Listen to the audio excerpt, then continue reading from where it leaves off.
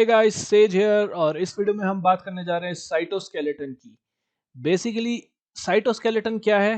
जैसे स्केलेटन होती है हमारी बॉडी में, स्केलेटन का क्या काम होता है? स्केलेटन हमारी बॉडी को सपोर्ट करती है, एक रिजिड सपोर्ट प्रोवाइड करती है। ऐसी सेल की भी अपनी एक स्केलेटन होती है, तो साइट उसको साइटोस्केलेटन बोलते हैं। Cyto means cell.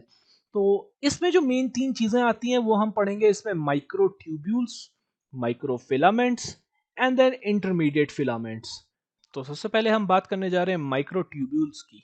तो माइक्रोट्यूब्यूल्स नाम से ही पता चल रहा है कि कोई ट्यूब टाइप का स्ट्रक्चर है। तो बेसिकली ये हॉलो ट्यूब्स हैं जो सेल में होती हैं, और इसका जो कंपोजिशन है बेसिकली ये दो टाइप के प्रोटीन से बनती है। एक है अल्फा ट्यूबुलिन, दूसरा है बीटा ट्यूबुलिन। बहुत ही इंपॉर्टेंट स्ट्रक्चर होता है माइक्रोट्यूब्यूल्स, और इसका साइज सबसे बड़ा होता है साइटोस्केलेटन में। तो 24 नैनोमीटर की इसकी थिकनेस होती है ऑलमोस्ट। और इसका सबसे इंपॉर्टेंट काम है सेल डिवीजन में इसका बहुत बड़ा रोल है। सेल डिवीजन अगले वीडियो में मैं आपको बताऊंगा। सेल डिवीजन हो गया, इसमें मूवमेंट में काम आता है सेल में, और काफ़ी सारी और चीज़ें हैं जैसे इसमें ट्रांसपोर्ट के काम आता है सेल में, मटेरियल ट्रांसपोर्ट करने का। तो उसके लिए माइक्रोट्यूब्यूल्स यूज होते हैं। अब जरा इसका एक बार स्ट्रक्चर देख लेते हैं। तो मैंने आपको बताया कि माइक्रोट्यूब्यूल्स में अल्फा और बीटा सब यूनिट ट्यूबुलिन की होती है। तो अब ये बनते कैसे हैं? बेसिकली अल्फा और बीटा सब यूनिट्स अलग अलग होती हैं। जब माइक्रोट्यूब्यूल बनाना होता है तो ये डाइमराइज हो जाती हैं। ये हमारे पास अल्फा है, ये बीटा सब यूनिट है।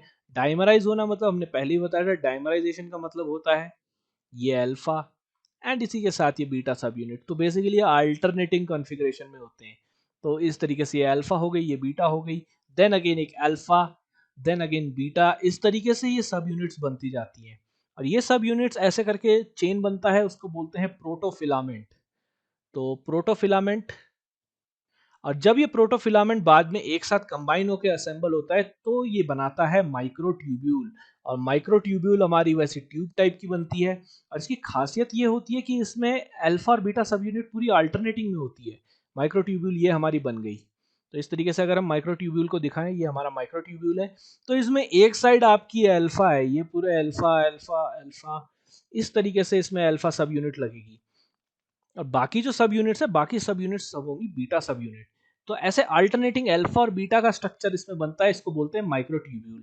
अच्छा, और अब माइक्रोट्यूब्यूल की एक बहुत इंपॉर्टेंट प्रॉपर्टी होती है कि वो एक डायनामिक स्ट्रक्चर है। डायनामिक स्ट्रक्चर मतलब ये बनता है और टूटता है। मतलब ये जो असेंबली वाला पूरा जो साइकिल है, ये चलती रहती है। मतलब ये इसके साथ बहुत ही ज्यादा डायनामिक उसमें है। ये बनता रहेगा, टूटता रहेगा। यहाँ से अल्फा और बीटा सब यूनिट स्प्लिट हो जाएंगे, और इसी तरीके से इधर से नई उसमें जुड़ते रहेंगे। तो ऐसे करके माइक्रोट्यूब्यूल बनता है। अब माइक्रोट्यूब्यूल के जरा फंक्शंस एक बार चेक कर लेते हैं। अच्छा, ये इमेज आपने हर जगह देखी होगी। तो बेसिकली मैं बता देता हूँ इस इमेज में क्या क्या है। जो आपको रेड दिख रहे हैं, रेड हैं एक्टिन फिलामेंट्स। तो ये एक्टिन फिलामेंट्स हैं। और जो ग्रीन में है, ग्रीन में आपके माइक्रोट्यूब्यूल्स हैं। और जो ब्लू चीज चीज आपको दिख रही है, ये सेल का न्यूक्लियस है। तो इस फोटोग्राफ में आप देख सकते हैं कि जो हमारे माइक्रोट्यूब्यूल्स हैं, उन्होंने न्यूक्लियस को एक जगह पे होल्ड कर रखा है, एक सपोर्ट टाइप का उस पर प्रोवाइड करा रखा है, चाहे इस सेल में हो चाहे इस सेल में हो। ये इन जनरल एक साइटोस्केलेटन का फंक्शन है। साइटोस्केलेटन बेसिकली उसको एक शेप देती है, एक उसको एक सपोर्ट प्रोवाइड कराती है। तो अब जो इसके बाद एक वीडियो है, मेरे को विकिपीडिया पे मिली है, उसमें माइक्रोट्यूब्यूल की असेंबली दिखाई जा रही है। आप उस वीडियो को एक बार देख लें तो आपको समझ आ जाएगा। तो इस वीडियो में आप देख सकते हैं कि कैसे अल्फा और बीटा जो ट्यूबुलिन है वो आके माइक्रोट्यूब्यूल बना रहे हैं।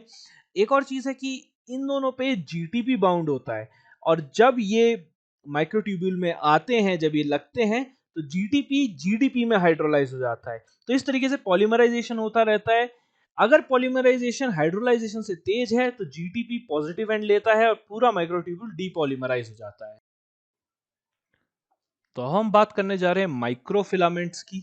माइक्रोफिलामेंट्स बेसिकली क्या है? इसको एक्टिन फिलामेंट्स भी बोलते हैं, क्योंकि इसका जो मेजर कंपोजिशन होता है वो एक्टिन का होता है। एक्टिन बेसिकली एक प्रोटीन है। तो क्या होता है कि एक्टिन जो है ये पॉलीमराइज जब होता है तो ये लंबे लंबे फाइबर्स बना देता है। इस टाइप से ये फाइबर बन जाते हैं। तो इसी को एक्टिन फिलामेंट्स बोलते हैं। इनका जो डायमीटर होता है वो 8 नैनोमीटर होता है, और ये सबसे थिन होते हैं साइटोस्केलेटन के। तो अब इसके फंक्शंस क्या क्या है माइक्रोफिलामेंट के? एक तो सबसे पहला फंक्शन है कि जो सेल है उसको मैकेनिकल सपोर्ट प्रोवाइड कराता है, मैकेनिकल सपोर्ट प्रोवाइड कराता है एक्टिन फिलामेंट्स। उसके अलावा उसके अलावा इसका एक बहुत इंपॉर्टेंट फंक्शन है, वो आता है सेल डिवीजन में। सेल डिवीजन में क्या है, सेल डिवीजन की लास्ट की स्टेजेस में क्या होता है, जैसे अगर ये हमारे पास दो सेल हैं, ये डिवाइड हो चुके हैं, तो इसमें एंड में जो एक प्रोसेस होती है उसे बोलते हैं साइटोकाइनेसिस। तो साइटोकाइनेसिस प्रोसेस में क्या होता है कि जो सेल है वो सेपरेट हो रहा होता है, तो इसमें जो पिंचिंग होती है, यहाँ पे जो पिंचिंग होनी होती है, तो पिंचिंग में इसमें एक्टिन फिलामेंट हेल्प करता है। तीसरा इसका एक सबसे इंपॉर्टेंट जो फंक्शन है वो है मसल्स में। तो मसल्स में बेसिकली प्रोटीन्स होते हैं, एक ये एक्टिन होता है, ऐसी मायोसिन होता है। तो बेसिकली एक्टिन क्या है, इसके फाइबर्स की वजह से ही जो फोर्स जनरेट होती है कॉन्ट्रैक्शन के लिए, वो कैसे होती है वो मैं आपको जल्दी से बता देता हूँ। तो मैंने आपको बताया कि मसल में एक्टिन और मायोसिन होता है, तो बेसिकली वो कैसे काम करता है यहाँ देखिए। तो ये जो है ये मायोसिन है, और ये मायोसिन का जो हेड है, ये मायोसिन का हेड है, ये एक्टिन फिलामेंट पे अटैच होता है। तो ये क्या कब अटैच होता है, जब इस पे एडीपी और फॉस्फेट जुड़े हुए रहते हैं, तो ये हाई एनर्जी कॉन्फ़िगरेशन में है, तो मायोसिन हेड उस पे अटैच रहता है। अब क्या होता है, ये जो मायोसिन का हेड है, ये पावर स्ट्रोक जनरेट करता है, बेसिकली ये उसको आगे की तरफ पुश करता है, ये जिसे कहते हैं वर्किंग स्ट्रोक। तो ये बेसिकली जो एक्टिन फिलामेंट है उसको खींचता है, इसको बोलते हैं पावर स्ट्रोक। अब क्या होता है कि एक एटीपी आके मायोसिन पे बाइंड कर जाता है, तो एटीपी की वजह से मायोसिन लो एनर्जी कॉन्फ़िगरेशन में चले जाता है। लो एनर्जी कॉन्फ़िगरेशन की वजह से क्या होता है कि ये जो मायोसिन है, इसकी इससे डिटैचमेंट हो जाती है, मतलब ये इस पे अब बाइंड नहीं रहता, ये अलग हो जाता है। तो जैसे ही एटीपी मायोसिन पे आता है, तो क्रॉस ब्रिज उसका मायोसिन का एक्टिन से हट जाता है। एंड देन उसके बाद जब एटीपी का हाइड्रोलिसिस होता है फिर से एडीपी और पीआई में, तो मायोसिन वापस अपनी नेटिव फॉर्म में आता है और उसी फिलामेंट पे फिर से बाद में अटैच हो जाता है। ये जो पूरी साइकिल है ये ऐसे चलती रहती है। तो यहाँ पे फिर से जो एटीपी हाइड्रोलाइज हो गया, उसकी जगह एडीपी और फॉस्फेट आ गए, इसके बाद वो अपनी नेटिव फॉर्म में वापस आ जाते हैं। तो ऐसे करके मसल में कॉन्ट्रैक्शन होता है एक्टिन और मायोसिन का। तो आखिरी में जो हम बात करने जा रहे हैं वो है इंटरमीडिएट फिलामेंट्स।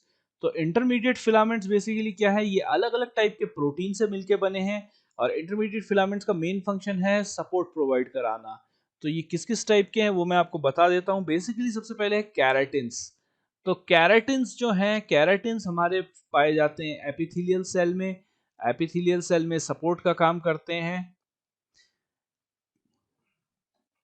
दूसरे जो आते हैं वो आते हैं लैमेंस। अब लैमेंस जो हैं ये बेसिकली जो न्यूक्लियर एनवेलप होता है, न्यूक्लियर एनवेलप बेसिकली न्यूक्लियस के रिलेटेड, न्यूक्लियर एनवेलप जो होता है ये उसको स्टेबलाइज करते हैं।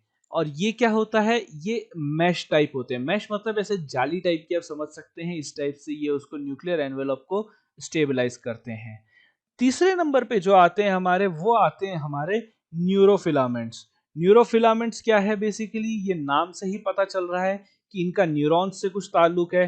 तो ये बेसिकली जो न्यूरॉन्स में जो एक्सॉन्स होते हैं, न्यूरॉन्स का अगर आपको स्ट्रक्चर पता है तो उसमें साइटोन और एक्सॉन होते हैं। तो एक्सॉन क्या है, ये लंबी सी जो स्टॉक टाइप की होती है, इसमें इसको एक्सॉन बोलते हैं। यहाँ पे नर्व न्यूरॉन बॉडी है, यहाँ पे एंडिंग है, तो इस टाइप से यहाँ से डेंड्राइट्स निकले हुए हैं। तो बेसिकली एक्सॉन को स्ट्रेंथन करते हैं।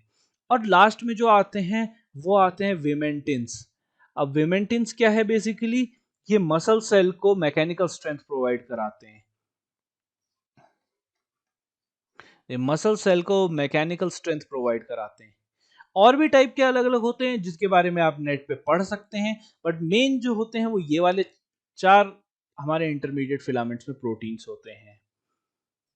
तो वीडियो एंड करने से पहले मैं बेसिकली आपको कुछ गेट से रिलेटेड इंफॉर्मेशन देना चाहता हूँ। बेसिकली गेट में ड्रग्स पूछी जाती हैं कि कौन कौन सी ड्रग्स क्या क्या साइटोस्केलेटन्स को अफेक्ट करती है। तो ये एक छोटी सी लिस्ट है जो मैंने निकाली है नेट से, आप इसको देख सकते हैं। तो अलग अलग इसका क्वेश्चन आता है कि मतलब कौन सी ड्रग किस तरीके से साइटोस्केलेटन को अफेक्ट करता है। तो इसमें कॉल्चिसिन है जो पॉलीमराइजेशन इनहिबिट करती है, ऐसी करके अलग अलग है। पैक्लिटेक्सेल है पॉलीमराइजेशन को स्टिमुलेट करती है, विनब्लास्टिन, विनक्रिस्टिन, ये आपने नाम सुने होंगे।